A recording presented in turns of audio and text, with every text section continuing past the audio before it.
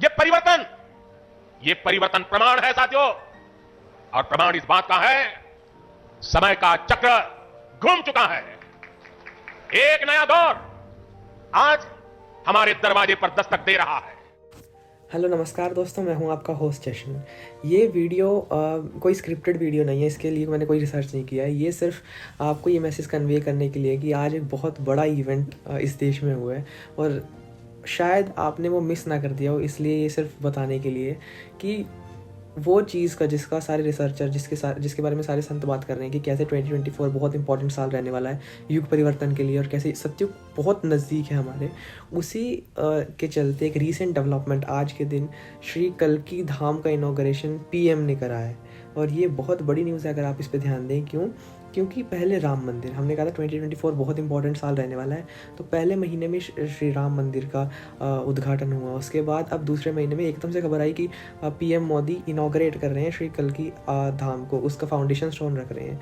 और कैसे ये बहुत बड़ा इवेंट है अगर आप इस पर ध्यान दें कि एक ऐसा अवतार जो अब तक हुआ भी नहीं है इस धरती पर, और उसके होने से पहले उसके मंदिर को बनाया जा रहा है। और आज तक ऐसा कभी नहीं हुआ है, किसी और धर्म में नहीं हुआ है। और कैसे एकदम से नेशनल मीडिया बात करने लगा है कि कैसे मोदी जी कल्की धाम की फाउंडेशन स्टोन के लिए गए हैं और जैसे उन्होंने स्पीच दी, और कैसे एकदम से चर्चाएं शुरू हो रही हैं नेशनल मीडिया पर, डिबेट हो रही हैं कि कब कल्की अवतार इस दुनिया में आएंगे, कौन है कल्की अवतार। और ये सारा जो एक इवेंट बन चुका है, कैसे एकदम से एक ऐसे इंसान, क्योंकि मैं नहीं मानता कि श्री मोदी कोई आम इंसान है, क्योंकि कल्की अवतार हम बात कर रहे हैं इस दुनिया में है। और जब कोई अवतार इस दुनिया में आता है तो वो अपने साथ सहायक शक्तियाँ लेके आता है ताकि उसका युग परिवर्तन का काम आसान हो सके। और इसके चलते मुझे नहीं लगता कि श्री नरेंद्र मोदी कोई आम इंसान है या उन्हें पता नहीं युग परिवर्तन का समय है ये। और इसके बारे में आप ये सोच सकते हैं कि कैसे उनकी स्पीच, अगर आप आज ध्यान दें कि अगर आप स्पीचेस सुने आचार्य प्रमोद कृष्ण की और योगी आदित्यनाथ की और स्पेशली पीएम मोदी की, जो उन्होंने डिस्कशन करा आज के उस सभा में इस फाउंडेशन स्टोन को रखते हुए, कि कैसे वो बता रहे हैं कि आज के समय या फिर 22 जनवरी जब से राम मंदिर का काम हुआ, इनॉग्रेशन हुआ है, तब से इस भारतवर्ष का एक नया चैप्टर शुरू हो चुका है। तब से काल चक्र में परिवर्तन आ चुका है। और हम क्या बात कर रहे हैं युग परिवर्तन की। काल चक्र को अगर आप इस वर्ड को समझे तो काल चक्र क्या, काल का मतलब समय, चक्र का मतलब साइकिल। जब वो घूमता है तो यही तो हमारे वेदास बता रहे हैं कि ये युग परिवर्तन का समय, यही तो सारे रिसर्चर संत बता रहे हैं कि युग परिवर्तन का समय है, कि सतयुग, त्रेता, द्वापर, कलयुग। अब कलयुग से सतयुग का जो ट्रांजिशन, संधि काल है, इसी के बारे में तो सारे रिसर्चर संत बता रहे हैं कि ये समय अभी ही है। और अगर आप स्पेशली आज की स्पीच सुनेंगे और ये चीज़ें आप रिलेट करेंगे कैसे एग्जैक्टली वही चीज़ें पीएम मोदी के द्वारा कही गई, तो शायद ये एक अपने आप में एक बिगेस्ट प्रूफ है।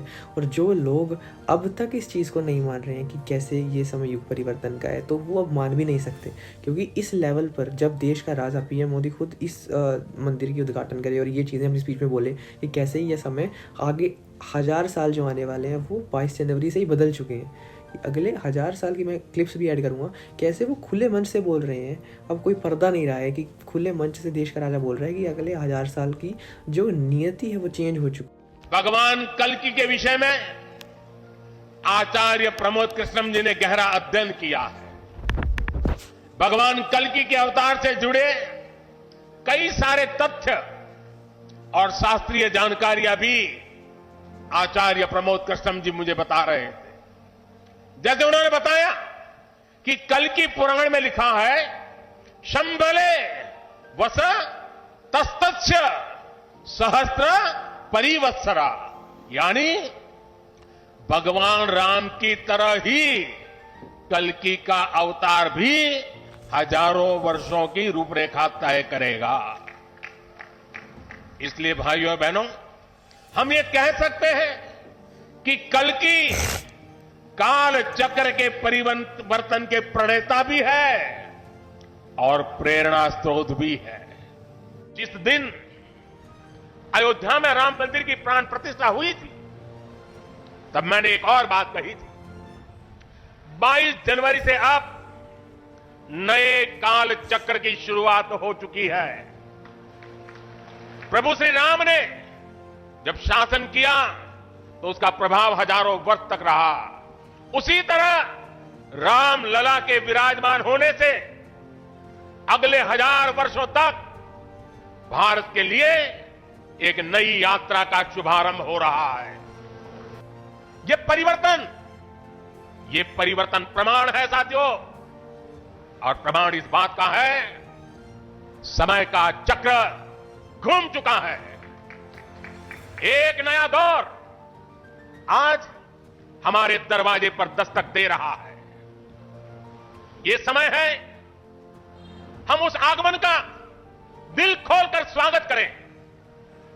इसलिए मैंने लाल किले से देश को विश्वास दिलाया था, यही समय है, सही समय है।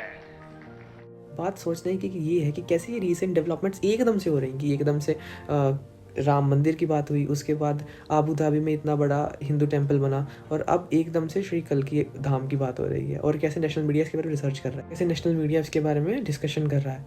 तो इन सभी चीज़ों से समझ आता है कि सत्युग अब दूर नहीं है। राम राज्य की जिसकी बात हो रही है वो अब दूर नहीं है।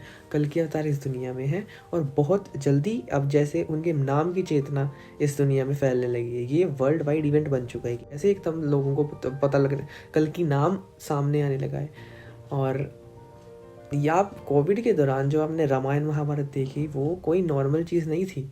वो आपकी चेतना को जागृत करने के लिए भगवान की लीला थी कि कैसे लोग धार्मिक बने। हर इंसान ने भारतवर्ष के वो चीज़ देखी है और उससे बहुत इम्पैक्ट पड़ा है। आज के जो जेनजी हैं और ये मिलेनियल्स हैं, इनकी लाइफ पर बहुत तगड़ा इम्पैक्ट पड़ा है। और साथ में कैसे हम कनेक्ट करें उन रूट से, जिसके कारण आज सारे राममय, सारे सनातन धर्म में लोग जो टीन्स हैं वो सनातन धर्म की बात करते हैं। और कैसे जो ये भी बात है कि 2024, 25, 26 जैसे आज का इवेंट एक नेशनल न्यूज़ बना, इसी तरह से 24, 25, 26 अभी दूसरा महीना चल रहा है, तीसरे चौथा अभी 12 महीने, 24, 25, 26 में ऐसी चीज़ें होंगी। 24 में मुझे 100% यकीन है कि कल की अवतार का कोई ना कोई अगर आप समझने वाले हो तो ये चीज़ आपके सामने ज़रूर आएगी। आप अगर आप ये भी समझ सकें कल के अवतार कौन है, क्योंकि मैंने अपनी आँखों से, मैं अपने आप को बहुत लकी मानता हूँ, काफ़ी लाखों लोग लकी हैं कि मैंने साइड बाय साइड राम मंदिर का इनॉग्रेशन और कल की अवतार को देखा है। तो मैं अपने आप को बहुत ज़्यादा लकी मानता हूँ कि लकी हम सभी हैं जो इस समय में पैदा हुए हैं। और वो इवेंट देखकर मेरा सच में ऐसा हो गया था कि ये डिवाइन है जो चीज़ हो रही है इस समय। हम तो इस दुनिया में प्रेजेंट है, ये अलग सी डिवाइन सी चीज़ है। और बस ये वीडियो सिर्फ एक छोटे मैसेज के लिए ही था। और बहुत ज़्यादा लकी हैं आप सभी, और बस पॉजिटिव रहें। हम एंटर कर रहे हैं एक ऐसे युग में, एक ऐसे सत्युग में जहाँ सिर्फ कल की अवतार होंगे और हम उनकी संतान होगी। ना बीच में कोई रुकावट, ना बीच में कोई दिक्कत, ना बीच में कोई काम, क्रोध, लोभ, मोह जैसी चीज़। ये एक ऐसी दुनिया में एंटर हम करने वाले हैं आने वाले 1-2 साल में, जिसके अंदर सिर्फ भगवान, सिर्फ हमारा बाप, सिर्फ हमारा पिता और हम बच्चे। और ऐसे ब्लिस को हम एंजॉय करने जा रहे हैं, ऐसे ब्लिस को हम फील करेंगे जहाँ पर जैसे गोपियाँ श्री कृष्ण के साथ एक अलग कॉन्शियसनेस में चल जाती थी। वो कोई गलत चीज़ नहीं है, वो कोई एक तरह से नेगेटिव इमोशन नहीं है जो वो फील करते थे। वो एक अलग चेतना का स्तर है जहाँ पर भगवान श्री कृष्ण का वो धुन सुनकर, वो रूप देखकर वो एक अलग लेवल की भक्ति में जाते थे जहाँ पर वो अपने आप को रोकने, नाचने से नहीं रोक पाते थे। उसी तरह एक ऐसी चेतना में हम सब एंटर करने वाले हैं 1-2 साल में जो अपने आप में डिवाइन होगी। तो पॉजिटिव रहें, अच्छे रहें, हम सब लकी हैं। और अगर आप सोच रहे हैं कि कैसे इस लेवल को पार करें, कैसे स्टेजेस को पार करें, कैसे अपने को उस लायक बनाएं कि हम सत्युग देख सकें, श्री कल्कि के दर्शन कर सकें और उनके साथ एक पिता पुत्र के रिश्ते को निभा सकें, तो 3 रूल्स की वीडियो मेरे पिछले आप YouTube पे देख सकते हैं टिकट टिप सत्युग में, कि कैसे हम आसान से 3 रूल्स फॉलो करके अपनी जगह पक्की कर सकते हैं उस आने वाले सत्युग में। तो आगे भी वीडियोस आती रहेंगी। अगर ऐसा कोई इवेंट हुआ तो जल्दी आएंगी, नहीं तो रिसर्च करके और वीडियोस बनाऊंगा। तब तक के लिए टेक केयर, गुड बाय, जय हिंद।